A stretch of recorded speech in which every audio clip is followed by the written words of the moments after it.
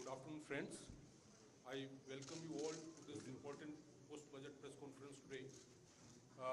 At the outset, I would congratulate Honorable Union Finance Minister Srimati Nirmala Sitharaman ji for presenting a growth-oriented futuristic budget for the year 2023-24.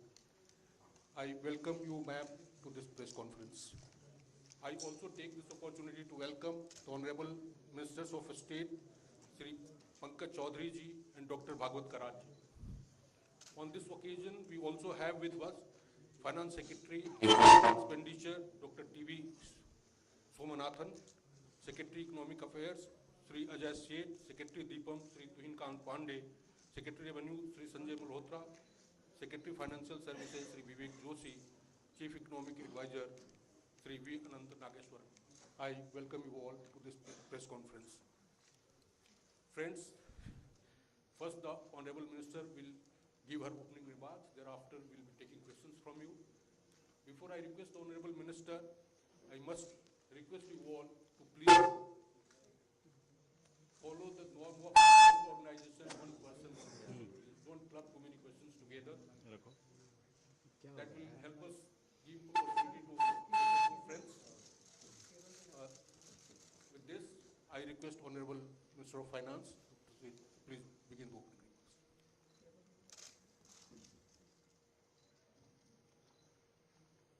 Thank you.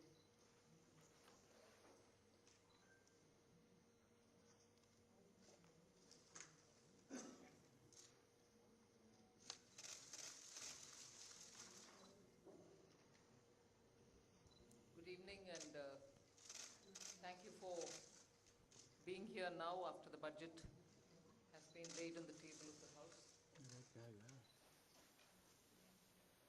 As opening remark, I'll just give a few indications of what has been highlighted in the budget. Broadly, I think the 4 emphasis points are on empowering women, giving a lot more attention to the SHG groups which are in the rural areas, trying to scale them up, give them the opportunity to brand and produce and also market their products in a far more scaled up and professional manner. Emphasis on tourism and training of youth for readying themselves for tourism, specific action for 50 destinations where comprehensive tourism action plans will be introduced. Then what is being called as PM Vikas, looking at Vishwakarma, people who create things, make things out of their hands using tools. In some states they are called Vishwakarmas, in some other states some castes are referred to as Vishwakarma, but what we mean here is to cover all those artisans and craftspeople who do things with their hands using some tools, so not specifically only to some particular communities, but to all who create the soft power of India through their craftsmanship. Then the 4 is green growth, the 4th one, which is in every sphere of life we have policy interventions and enabling provisions made so that India moves fast on the transition to renewable energy, the investments made for hydrogen mission, renewable energy transitional facilities which we need, natural gas, and also looking at biogas. also evacuation of power from renewable energy sources located in Ladakh to the rest of the country. So those are 4 highlights which I'd like you to go back to see the scale in which we are approaching these issues and the impact that it will have on large sections of India's population. Then, of course, I gave 7 priorities, which began with talking about inclusive growth, investments in infrastructure, also reaching the last mile so that those who are still left without a house or a sanitary facility or a road which is reaching them, and so on. So the last mile, reaching the last mile for those who desperately need that kind of a link are all being covered. Then we are also looking at a very futuristic fintech financial sector for which we have brought in some specific ideas. We are looking at also improving the industrialization of this country where people will be trained for Industrial Revolution 4.0, which means they're going to be trained for AI, IoT, using Web3 in other words. So training manpower to ready themselves for industries which are rapidly becoming industrialized in the Web3 context. Then digital economy, unleashing the digital power of India in various walks of life, setting up an artificial intelligence research center, Center for Excellence. So all these are in part A. There's a lot of increase in the agriculture credit availability, 20 lakhs being made available for agriculture credit. Also a sub-scheme under the PM Matsya Sampada Yojana, making sure that people living in the coastal areas are going to benefit from it, fishermen are going to benefit from it. Now, if largely the Part A has looked at these, Part B has aimed at rationalizing the customs duties, also making sure personal income tax, after a very long time, has had substantial changes which will benefit the middle class. And also because this country has been waiting for direct taxation to be simplified, also waiting for direct taxation to be a lot more easy in compliance, and therefore the new taxation regime that we brought in for direct taxation 2-3 years ago has now got greater incentives, greater attraction, so that people can unhesitatingly move from the old to the new. Of course, we are not compelling anybody. Those who want to remain in old can still remain there for enough justifications that they can have. But the new one, obviously, is now attractive because it gives greater rebate. It also provides for a simplified and smaller slabs, lower rates of taxation, and also slabs which are nicely broken down. So with all this, I think the budget, I've not gone into specifics, but I thought as an opening remark, this much will be sufficient to say this is a budget which is beautifully balanced. Both growth considerations, because the capital investment has never before seen double-digit investment announcements. 10 lakh crore, which includes 1.3 lakh crores being given to states, is going to give a big leg up for capital investment from government. So the balancing that I'm talking about is looking at public sector investments, continuing that good tradition of capital investment in infrastructure, and also attending to MSMEs, because they are the engine of growth. We've given them relief, we've also given them new access, we've extended and widened the emergency credit liquidity guarantee scheme, also given them back their securities, 95% of it, even if they fail to deliver on contractual promises which were during the COVID pandemic.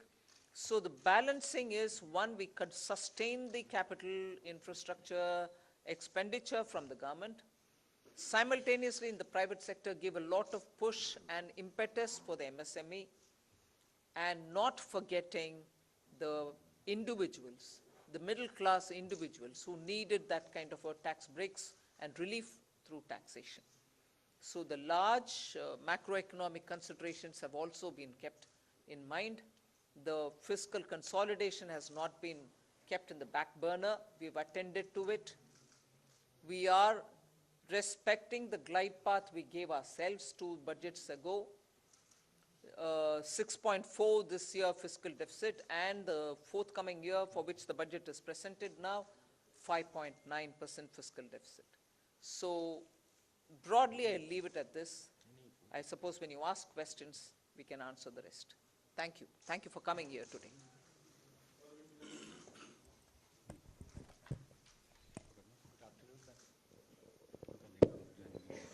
Good afternoon, ma'am. Shishir here from Hindu Business Line. Ma'am, my question is that when there is an announcement for 7 lakh rupees under new tax regime, that will no tax to be paid, and then you are talking about rejigging the new tax regime, does this mean that this is the end of exemptions for various incentives, exemptions for investment and savings? Well, I've already addressed this, I think.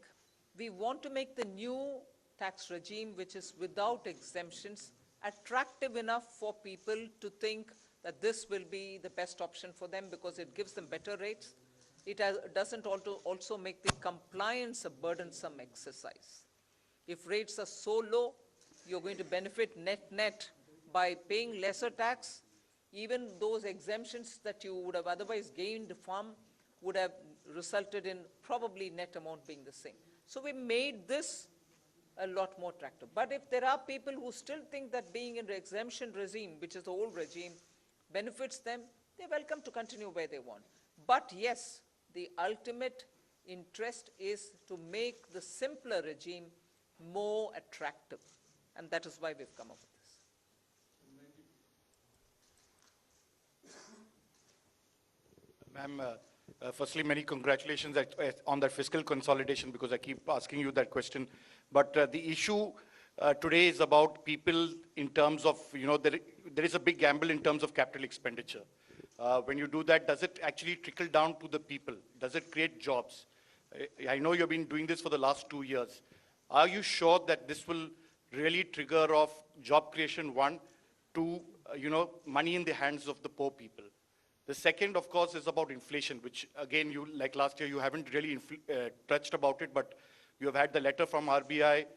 Your chief economic advisor yesterday says we are in uncertain times, but we hope that it will be under the check of 4 to 6%, hopefully the lower band of RBI. What is your answer to both these points?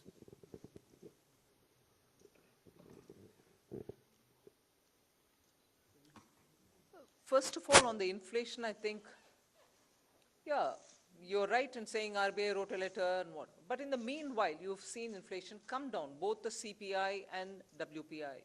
Action is being taken by the government. We take inflation-related steps as and when things develop in the ground and in response to it. And that has borne result. So inflation is not something which we are looking the other way while it is changing up and down.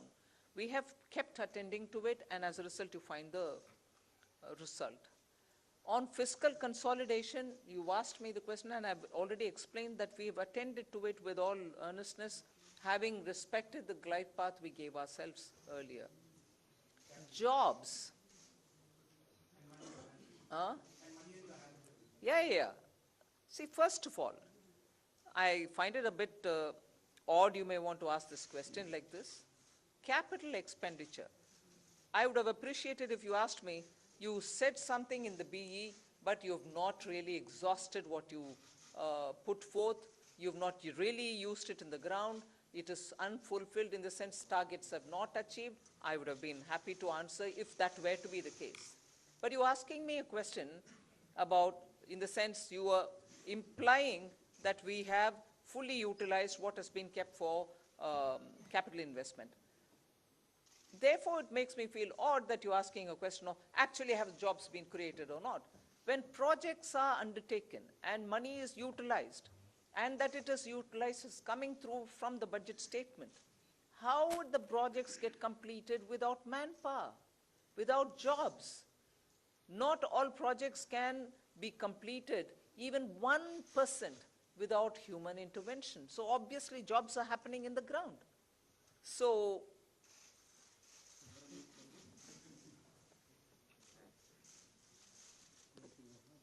Ma'am, I want to ask you, ma'am here. Ma'am, I want to ask you what percentage of taxpayers had moved to the new tax regime in the last assessment year? And is there a number that you expect, 50%, 60%, whatever? And number two, ma'am, there's a specific mention for expenditure towards MSMEs. Now, is there an estimate of how much, what was the dues that companies had claimed as expenditure and which has not actually been paid to the MSMEs? Sanjay, you want to answer on? On your second question, that is on the MSMEs, well, we don't have that data. Certainly, we don't have that data. And it's not, I mean, we don't take that data from the taxpayers in their returns, so that data we will not have. But certainly, you know, we are all aware of this huge problem of timely payments not being made to the MSMEs. So in that direction, you know, this is certainly a positive step. Coming to your first question on the exemption-less regime, let me say that for companies, the 22% tax regime that we got, 61% of our tax now, the corporate tax, more than 60% is actually coming from the exemption-free tax regime.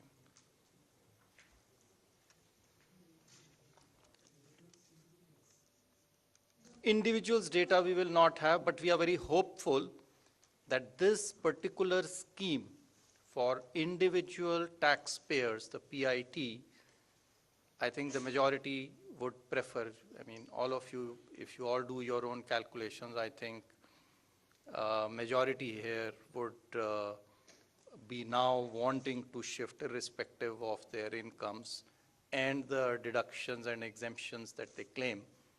They would be finding it more attractive to shift to the new tax regime, majority of them.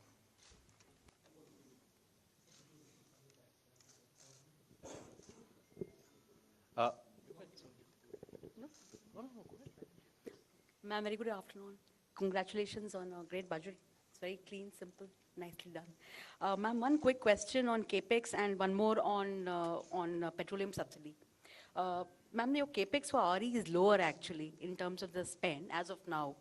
But the target is, you know, greatly stepped up for FY24. So what gives the confidence that it will be all utilized? That CAPEX RE is lower, ma'am. 7.28 versus slightly lower.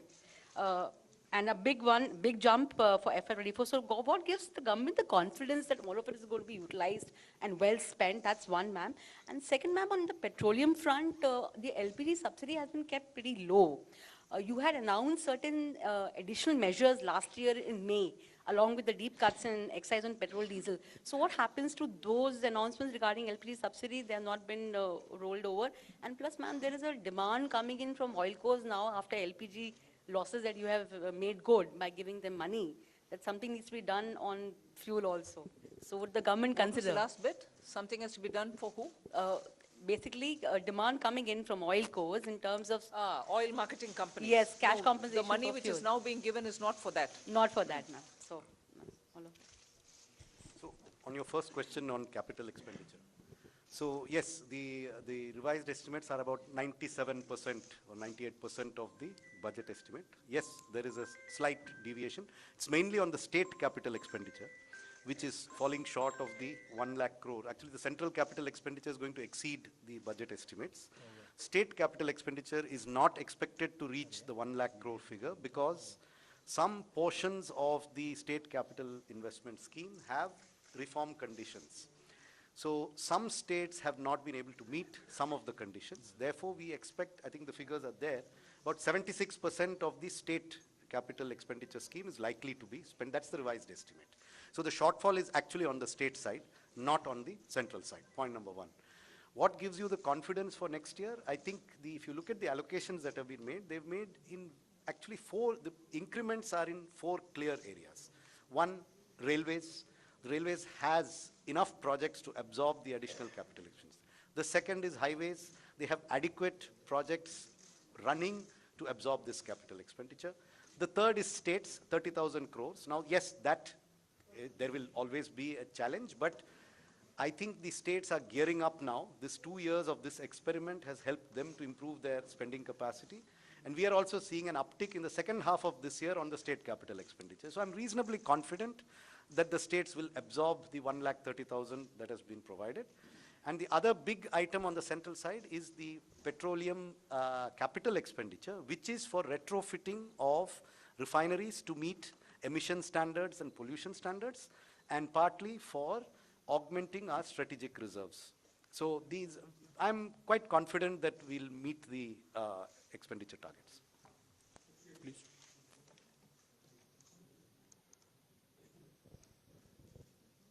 Tarun Sharma from Zee business. Ma'am, जो disinvestment का जो target है वो 65,000 से 50,000 किया है और next year का 51,000 किया है। तो मैम, इससे हम ये समझें कि जो दो गवर्नमेंट बैंक का जो प्राइवेटाइजेशन होना था और जो दो इंश्योरेंस कंपनीज का जो प्राइवेटाइजेशन होना था वो अब 2024 के बाद ही संभव हो पाएगा, उससे पहले नहीं हो पाएगा, क्योंकि मैम जो टारगेट ये कर रहे हैं। दूसरा सवाल मेरा संजय सर से है।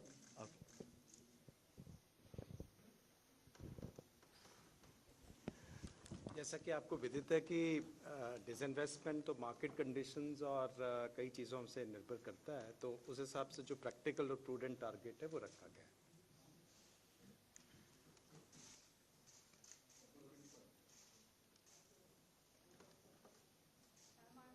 From the New Indian Express. Ma'am, what was the need to lower effective tax rate for high income group at this point in time? And also tax collection at source has been increased from 5% to 20% on overseas tour package. So what is the reason behind this massive increase? See, the tour packages are generally taken by people whose effective tax rate is certainly more than 30%. So if we are charging them 20% TDS, I don't think it is high. Our attempt always has been to charge TDS at more or less similar rates, if not exactly the same rates. So that answers your question number one. Question number two I think you are referring perhaps to surcharge, which has been reduced. Well, our rates, the highest tax rates in our country were amongst the highest, even more than, some of the developed countries. And so, in any case, it was introduced as an interim measure, and so that has now been reduced, so that the highest effective tax rate becomes 39%. I'd just like to supplement that. There is a consistent theme, if you see, both on the new tax regime and on the changes that you're seeing in this budget, that the move is towards lower rates, but fewer avoidance measures and exemptions. So if you look at high net worth individuals, there are a number of tax avoidance removal measures in this budget, along with the reduction in surcharge. So if you look at market-linked debentures, if you look at very high-value insurance policies, and a few other measures. So the marginal rate is coming down, but some of the devices used predominantly by those in that highest marginal tax rate are also being rationalized. So it's not necessarily a net reduction, it is a reduction from a high marginal rate inducing certain avoidance devices to a lower marginal rate with fewer opportunities to avoid. 74, please.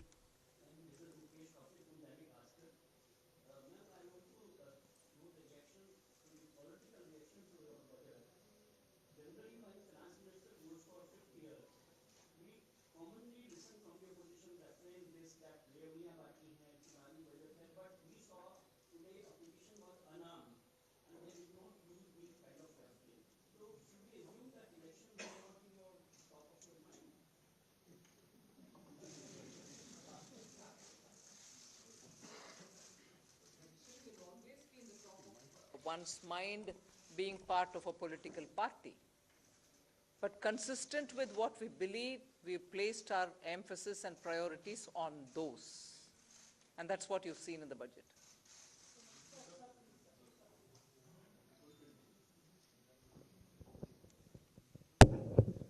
Madam मेरा सवाल है आपसे। मैं संजय शर्मा हूं लोकमत अखबार से। Madam आपके budget में विपक्ष की तरफ से कोई ज़्यादा प्रतिक्रिया नहीं है ये, लेकिन इस बजट से महिलाओं को काफ़ी उम्मीदें थी। घर की महिलाओं को जो महंगाई से पीड़ित थी, रसोई गैस के सिलेंडर के दुगने दामों से पीड़ित थी, कहीं ना कहीं आटे से लेकर के रोटी तक सारी चीज़ें महंगी हो गई है। तो क्या इससे आपको लगता है कि कुछ इसमें महंगाई पे भी फर्क पड़ेगा और घर की जो रोटी है, जो घर की जो रसोई का जो सामान है, उसमें इस बजट से कुछ फर्क पड़ेगा?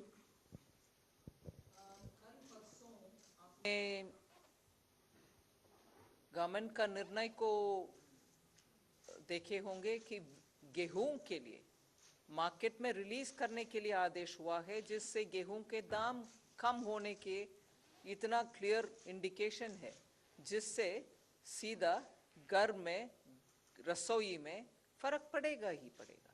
सो उसको आप बोलना नहीं है, ये नहीं है कि मैं उसके ऊपर कुछ बजट में नहीं बोले, मगर बजट से बोलने से पहले एक्शन ही हो गया है ना, कि घर की रसोई के लिए गेहूं आटा के लिए मार्केट में रिलीज करने के लिए निर्णय सरकार ऑलरेडी कर चुकी है।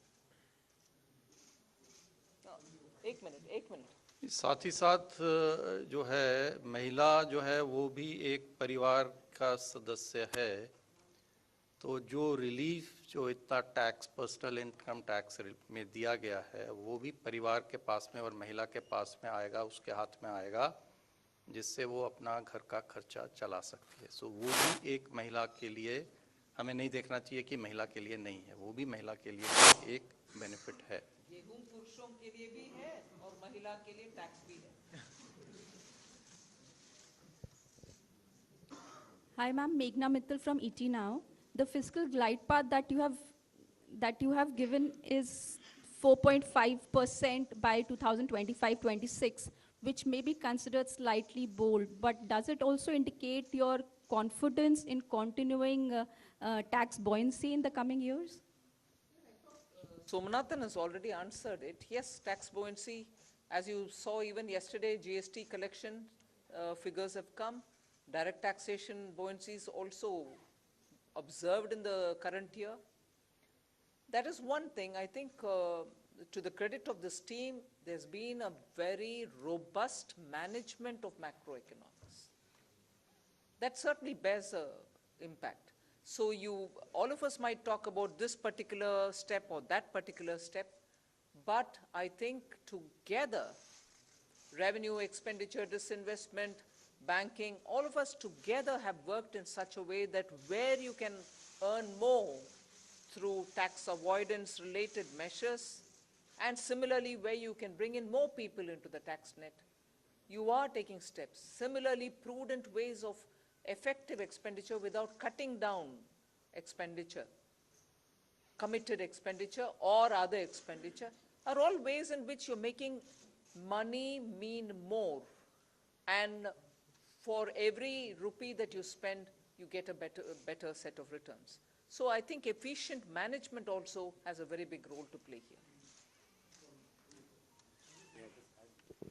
I just wanted to add to your question.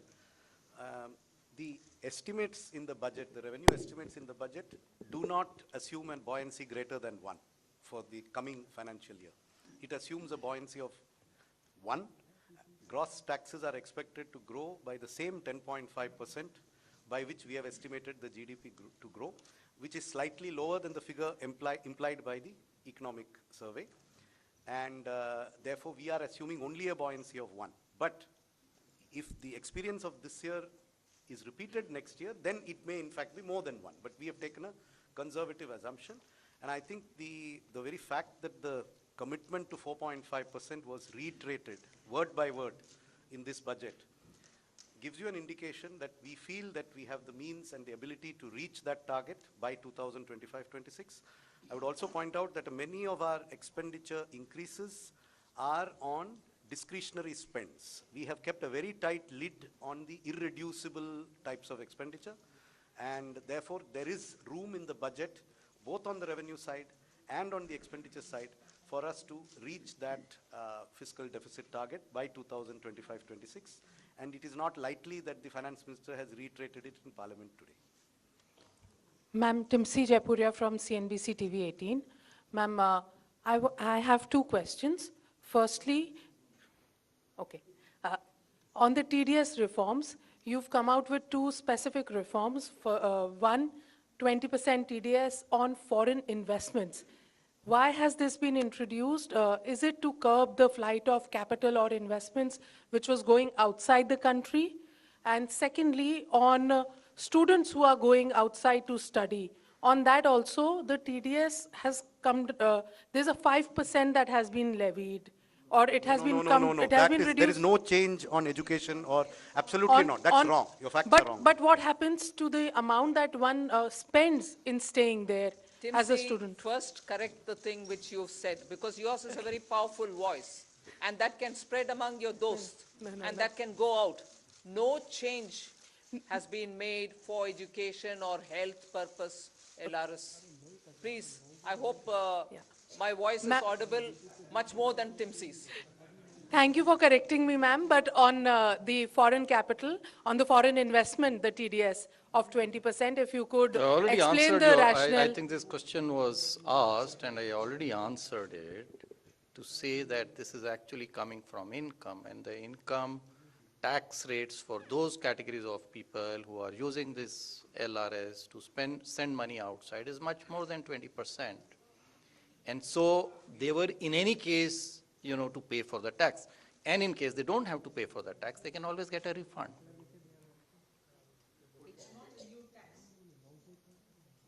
It is our impression, and there is enough information to indicate that there are quite a lot of people who are able to make these remittances, but whose tax returns are disproportionately low compared to what they send as remittances. Now that means if you don't collect the tax at source, you have to take measures later to catch them. That is much more difficult. If you are able to make remittances to invest in a property in Manhattan, or in a stock brokerage account in Dubai, or if you are going to take a 30-day tour of the world, almost certainly your effective tax rate will be 20%. So, yes. We have learned from both the economic survey and the RBI report that there's a lot of public investment and private consumption. Are you still happy with the private investment? Are you still expecting it to grow? Or do you think for the moment it is only public investment that will go on? Hi, yesterday in the press conference, we answered this question, and we also had a slide up there in the presentation we made yesterday that private capital investment has been improving every year in the last 3 years. For example, in the first half of 2021, based on quarterly earnings reports filed by listed companies, the capital expenditure was 2.1 lakh crores, which increased to 2.4 lakh crores in 21-22 in the first half, April to September.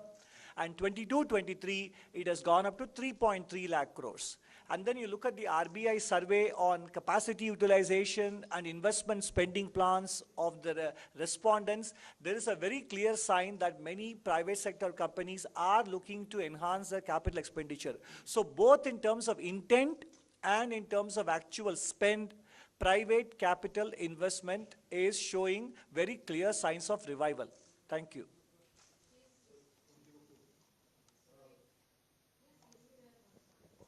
Ma'am, this is Ujjwal Narayan from Newsrise. Ma'am, this is your 5th budget, and when you started in the first budget, you talk about India reaching to a 5 trillion economy by 2025. So just I wanted to know what is the situation, because yesterday CA has put forward another goal post of becoming a 7 trillion economy in next 7 years. So what is happening to that target? That is my simple question. See, we are moving along to achieve our targets, both mine and his. We'll achieve, we'll achieve.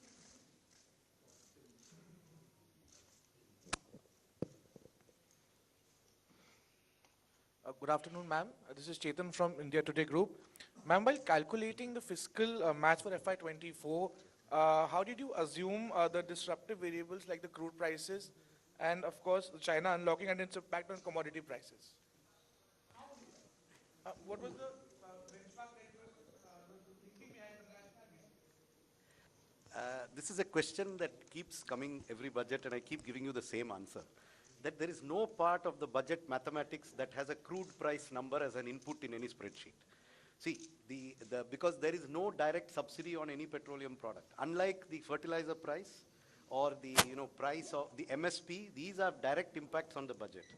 The petrol price would have an impact only if it triggers some major change in the tax system. Otherwise, the petrol, diesel, oil prices do not directly affect our budgeting. So it is not that there were days, maybe 10, 15 years ago, when there was a lot of subsidy on these commodities. At that time, a crude price assumption was inherent in the budget. Today, there is no inherent crude.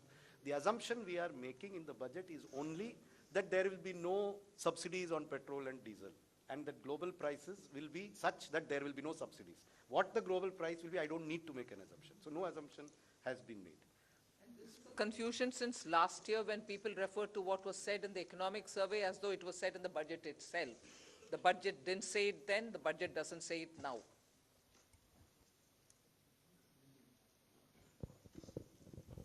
मैं आमिर हूँ news nation से। पहला सवाल तो ये कि जब शुरुआत हुई थी एक तरह से मोदी सरकार की, तो कहा था कि अर्थव्यवस्था को बेहतर करने के लिए कड़वे घूंट पीने पड़ेंगे और बहुत ही कड़े मेजर्स लिए गए स्टार्टिंग में। लेकिन आज ये देख रहे हैं कि सरकार ने कड़वे घूंट पिए हैं जनता को खुश देखने के लिए। तो क्या ये एक चुनावी बजट है, इसको मानती है? और पहला ये, दूसरा ये कि इनकम टैक्स में जिस तरह से जो छूट की सीमा है, जो पहला फेज़ है आपका जिसमें 7 लाख तक की छूट है, तो उसमें वो फेज़ आपको लगता है कि इससे राजस्व पर भार पड़ेगा? कितना भार पड़ेगा, कोई एस्टिमेट है इसमें? We have said it in the budget speech itself as to what is the net revenue foregone. उसका घोषणा ही कर चुके हैं हम, हिडन नहीं रखे। So वो आ गया है 35,000 direct taxes 37,000 crore, indirect taxes 1,000 crore, additional revenue through indirect taxation measures 3,000 crores, and so net is 35,000 crore.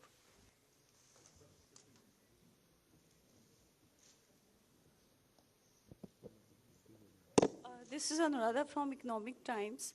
In your budget speech, ma'am, you spoke about the review of financial sector regulators. So can you elaborate a little bit more on that? Thank you. Something? Some of these exercises, when the regulations are brought in, they serve a purpose. Thereafter, the economy changes. So all the regulators have been doing it as part of their exercise, but there's a time now to take up a comprehensive review. And you will recall, RBI had formed a committee. They did it in 2020. They came out with a report in 2021. That is an ongoing process, and other regulators also will travel in that direction, that their regulations are what the economy needs today. Whatever tweaking is required, they will take up that steps. There's their own review, not by them.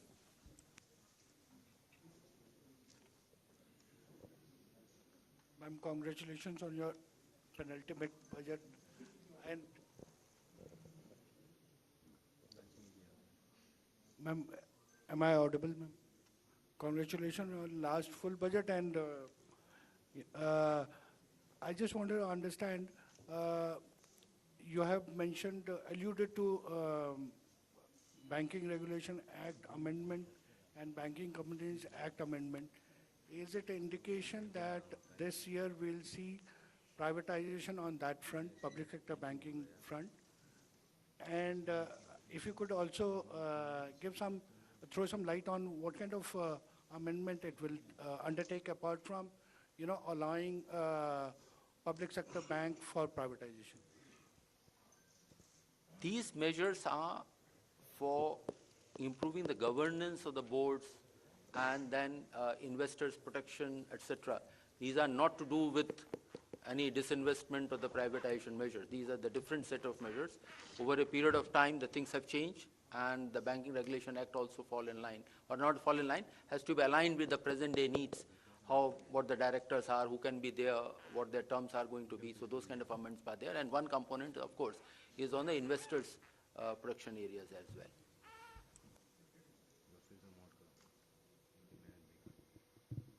Good afternoon, ma'am. I'm Rima Sharma from Protibimba Live. My question,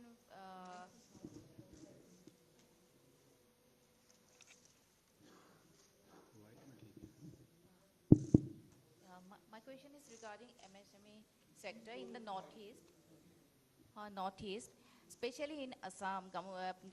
During pandemic, that Assam handloom sector and bamboo sector badly affected. Many artisans forced to close their work. So in your budget, you have saying something, MSME sector, you have given some relief and widen the possibilities.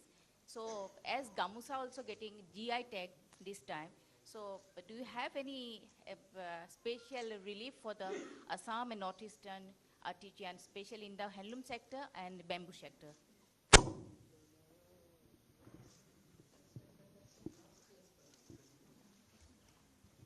In the last year's budget itself, I think for sustaining livelihoods and also making sure that the Northeast livelihoods are attended to, we came up with a specific program called PM Divine for the development of Northeast. And that was executed through the Northeastern Council. So that program continues, and that will take care of livelihood related, whether it is in the weavers or in any other such community. But after getting the GI tag in the Gamusha, do you have any special package for the encourage to the handloom sector? So that is something which the state government will have to tag along with the existing programs, either through the handicrafts program, the artisan and other things that we're coming up with, for which the rules will come out, either they can use it, or the textile ministries. I'm sure they can always find out from the textile ministry for GI tagged Gamusha, they can ask for a dispensation. So this is possible, but that is for the state government to interact with the respective ministries. Can you a little bit elaborate what kind of I can't relief elaborate you have more, given? ma'am. You What should kind of ask the state government to deal with it for the respective ministry. In your budget relief, what kind of relief you have given? Can you little bit elaborate it? In my budget relief. The MSME sector. For MSME or for Gamusha or for GI, what are you asking? I'll send you some information. Ma'am, let's move on with other questions. Good evening, ma'am. Arup from Business Standard. Ma'am, in this year's fiscal policy statement also you're speaking about unprecedented global headwinds and challenges. And again, you have not given forecast for the two succeeding years, in this case FY 24-25 and 25-26, although you have an internal consolidation roadmap. So are we going to see this as a new normal where you're not amending the FRBM Act again, and you're not giving two succeeding years forecast, but you will continue having an internal roadmap? Yeah. Yeah, but you're not amending for the third consecutive year, you're not amending the FRBM Act, and you're not giving two succeeding years targets. Yeah, but we have given a glide path, and we are every budget stating whether we are aligning with the glide path given or not, right? So that pandemic was the new normal for 2 years, hasn't it been?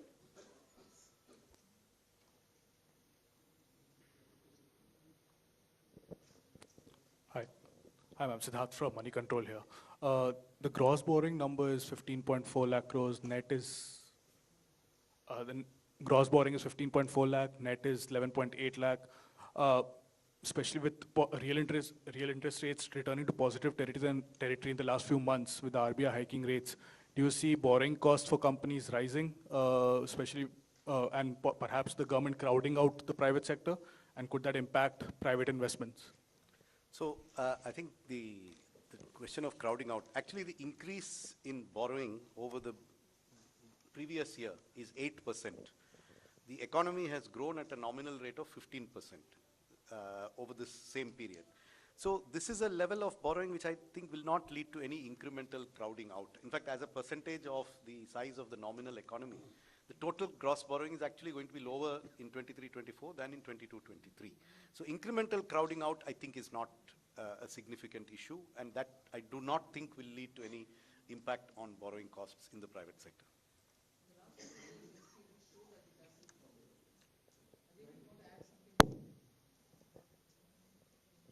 This is reiterating that point that the required borrowings for the next year are of the same order what they are in the current year. Of course, the size of the economy has gone up. So it is not that the more money is being taken out of the savings which are available into the economy. So we don't see that impacting because it is of the same order. And even if you go 2 years back and just increase by nominal rates, the net borrowings are of the same order. In fact, they are less than 2% more than the actuals. The figures stated were, I think, for the BE, but actually it will be only, estimates are that it will be less than 2%. Economy is nominally expected to grow at more than 10.5%. So, I mean, that should answer your question.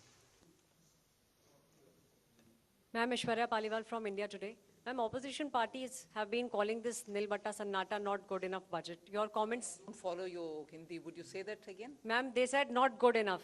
Most of the opposition parties for the budget. Ma'am, your comment on that? For what reasons, if I may know? Not good enough for? What reasons, ma'am? If you would like to repeat their words. They have said, ma'am, most of the political I'm parties. saying, if you could please repeat their words and say, not good enough, for what reasons per se? They said nothing for the, they said nothing much for the middle class. What? Most of the, yeah, this is what those parties.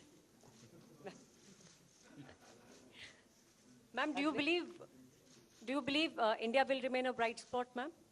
Please do. Next question, please.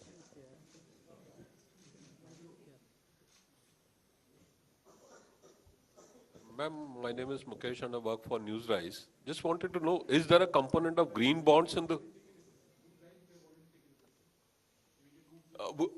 does it contain green bonds also? I mean, what would be the component of green bonds, sovereign green bonds? Repeat your question, please.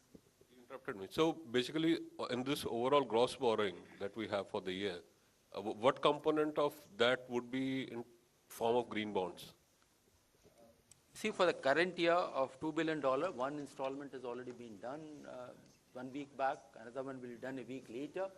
So for the next, and the monies which we are going to raise now through these bonds, $2 billion, will be used for the projects which have been identified. And if those projects require in the pipeline that they require more money, then we will raise money through the green bonds, but that will be part of the overall borrowings which have been suggested. Pardon? There is no target for green bonds for next year. It is something which will evolve as the year goes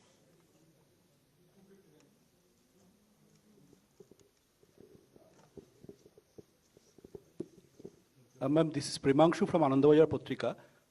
You have said that your capital expenditure has reached 10 lakh crore, but the interest payment expenditure that has also reached 10 lakh crore. And the interest payment burden, it is almost 40% of the revenue receipt. So do you think it is a matter of concern for? It is always desirable for a government to have its interest payments as low as possible. But you are aware of the reasons for which government had to borrow a lot over the last 3 years. And all that I can say is the borrowings have been used very constructively towards growth-inducing investments and have not been frittered away on unproductive expenditure. Therefore, if the economy keeps growing at the rate that it has started to grow at now, then this is unlikely to be an unsustainable debt burden. We are quite confident that the interest burden will gradually come down as the GDP keeps growing. And to sustain that growth, the quality of expenditure, the quality of government expenditure is increasing. The revenue deficit is falling even faster than the fiscal deficit. So we are actually seeing an improvement in the quality of public expenditure, which will enable us to sustain this higher interest burden, which is a result of history. 2 years of COVID, where the entire globe has seen an increase in interest burden in all governments all over the world.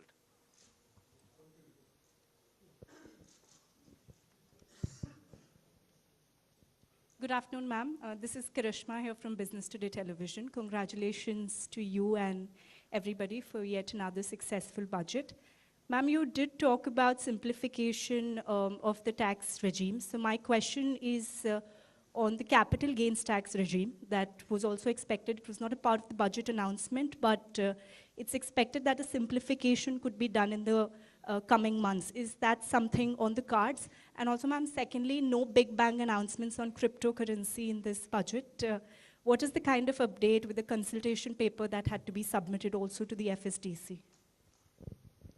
For your first question, I have no answer because it's your expectation. You kept about it for the last few months and then you want me to answer on that? Oh, have they been? They've not told me about it. No.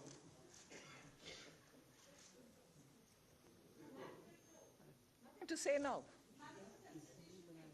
That's all right, but even then there's nothing to say now.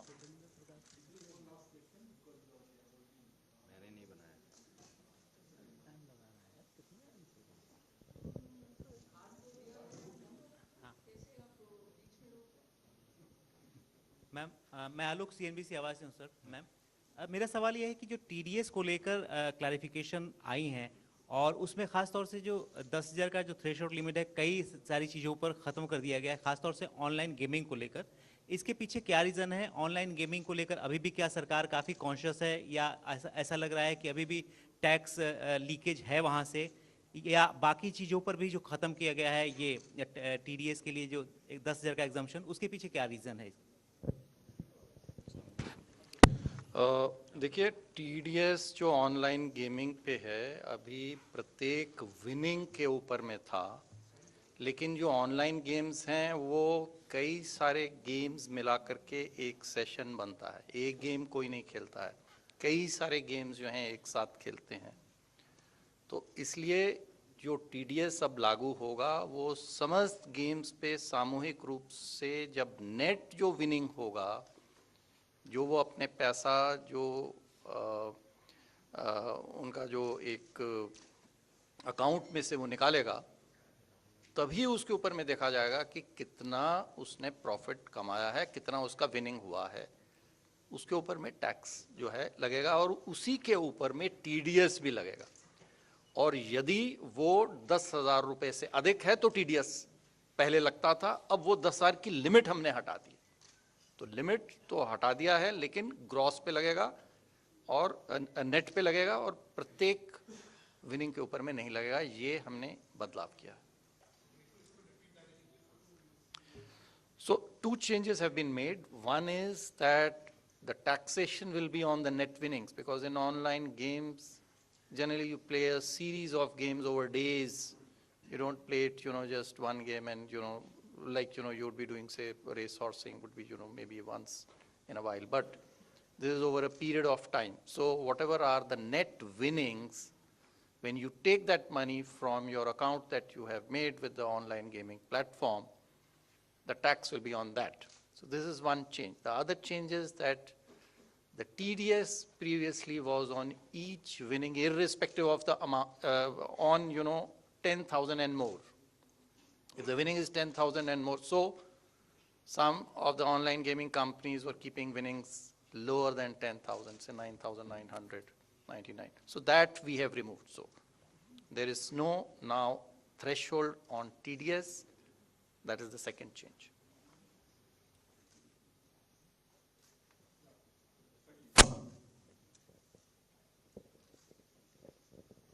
Hi, ma'am. This is Priyashmita from Informist Media.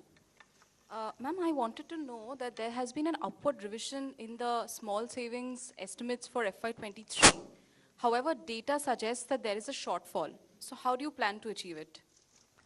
Yeah, it's a good question, and it shows good awareness of our numbers. I'm happy to see people read our deep statements with so much attention. It is a good question. What I can say is the market borrowing number is completely firm.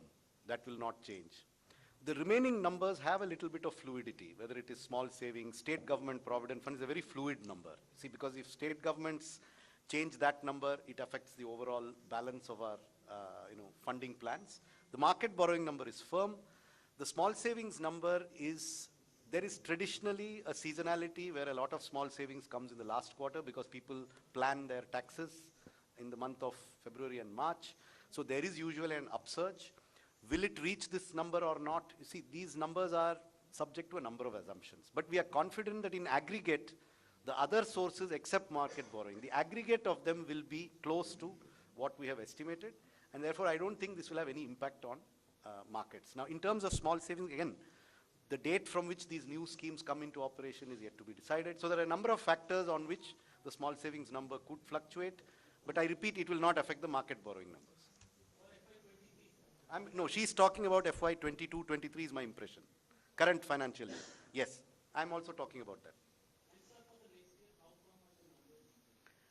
Again, the next year, 14 months before the end of the year, I cannot be firm on next year's numbers, but they are as firm as we can make them 14 months ahead of time.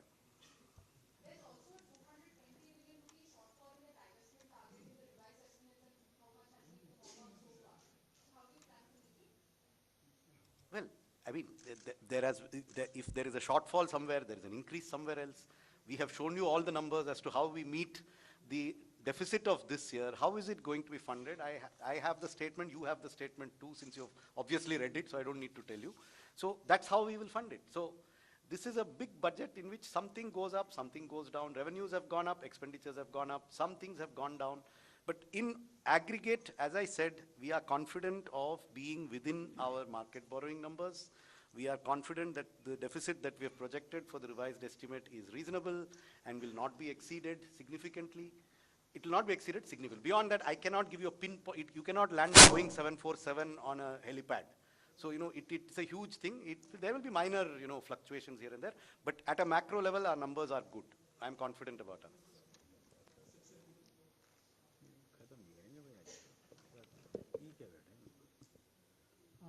Ma'am नमस्कार, मेरा नाम महावीर सिंह है, freelancing करता हूँ।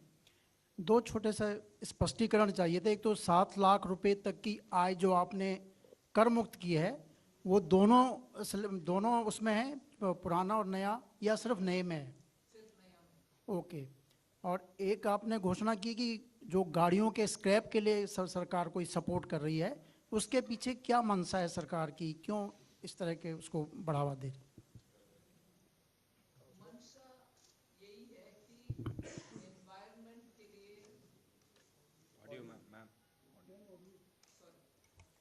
मंशा यही है कि एनवायरनमेंट के लिए पुराना गाड़ी को हटाना चाहिए, मगर वैसे बिना इंसेंटिव हटाना भी मुश्किल है, क्योंकि लोगों को लगेगा कि हटाने में से मुझे क्या फायदा है। सो इंसेंटिवाइज करना उसके लिए।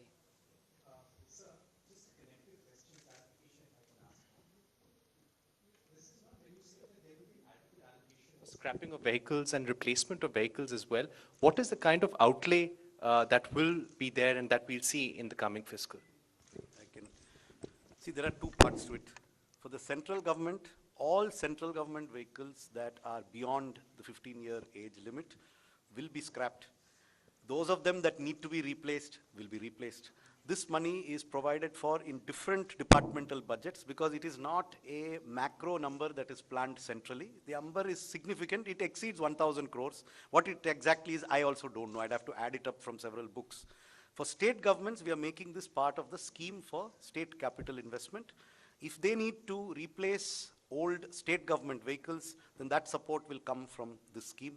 And they have to meet certain conditions on meeting the national scrapping policy.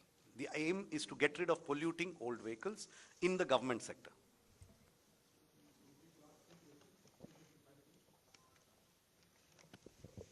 नमस्कार मैम, प्रमोद शर्मा। मैम, प्रधानमंत्री जी का नारा है कि लोकल फॉर वोकल, लेकिन जो ऑनलाइन प्लेटफार्म है, फ्लिपकार्ट और अमेजन, इनके चलते जो छोटे छोटे दुकानदार हैं, उनका कारोबार प्रभावित हो रहा है। तो सरकार की कोई ऐसी योजना है कि फ्लिपकार्ट और अमेजन से भी सरकार को कुछ नहीं मिल रहा है, टैक्स जो मिलना चाहिए, तो ऐसा कुछ इन पे कुछ लगाने का जो लोकल फॉर लोकल के लिए तो जेम में पोर्टल में एमएसएमई को स्थान मिल रहे हैं। वो उनके अपने प्रोडक्ट्स को उनके द्वारा मार्केटिंग आउटरीच करने के लिए government e market place provision दे रहा है, सो उनके लिए पॉजिटिव एक्शन है उधर।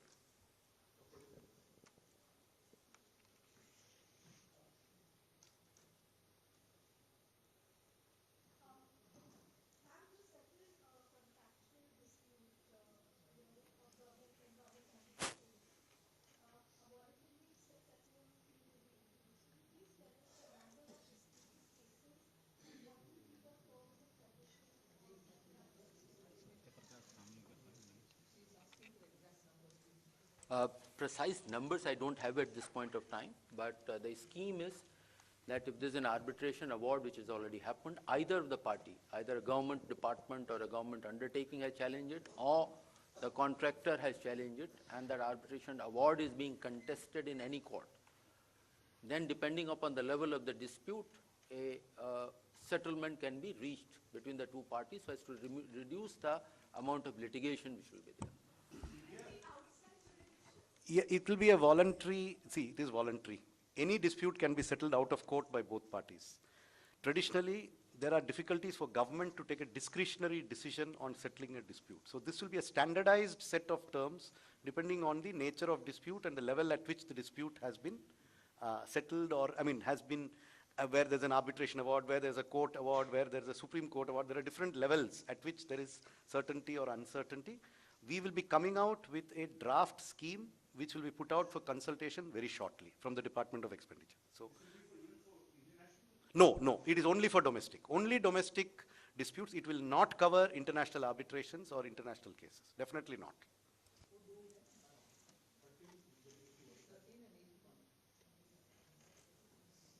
Thank you.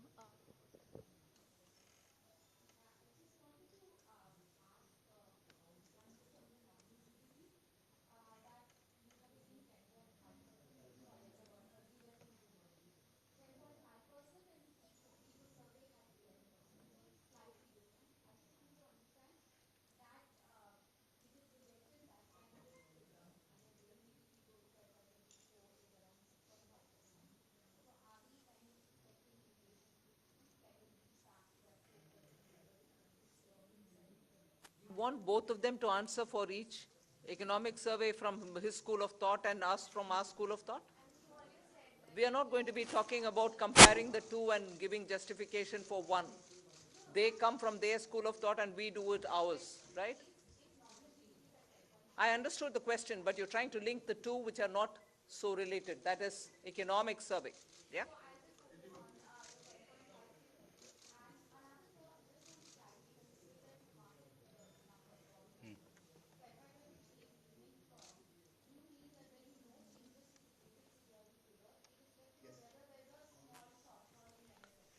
That is exactly what I mean.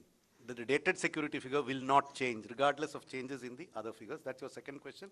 On the first question of 10.5, remember there's a difference between an estimate in an economic survey, which is given for general guidance, and a budget which has to be used to fund expenditure. So we have to have numbers which are at a higher level of probability of being exceeded than the economic survey. So therefore, our number of 10.5 could come from any combination of inflation and real growth. We are expecting nominal growth to be at least 10.5%. That's the basis on which the budget is presented. Now that can come from multiple combinations. I cannot tell you that it will be 6 and 4.5, or will it be 6.5 and 4, or will it be 7 and 3.5, or will it be 5.5? I mean, these are all, we are reasonably confident that we will exceed 10.5% nominal growth for the purposes of estimating our revenues, which is why we use that estimate.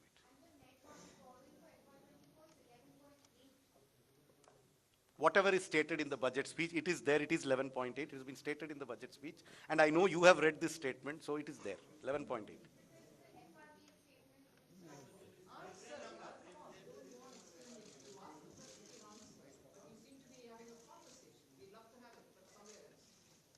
Good afternoon, ma'am. I am Nikunj Johari from Reuters. You said that there'll be changes to improve governance for banks. So will there also be changes to the Bank Nationalization Act that will enable you to privatize two banks that you'd announced earlier? And also, ma'am, is Also, is there a concern for the government? Our markets have fallen last few days because of decline in Adani Group stocks. So is that a concern for the government, because retail investors have also been impacted significantly because of this? I had answered that question earlier, that the proposed amendments have nothing to do with disinvestment or privatization of the bank. That is a separate chapter. As far as the second question is concerned, we in the government don't comment upon the issues relating with a particular company.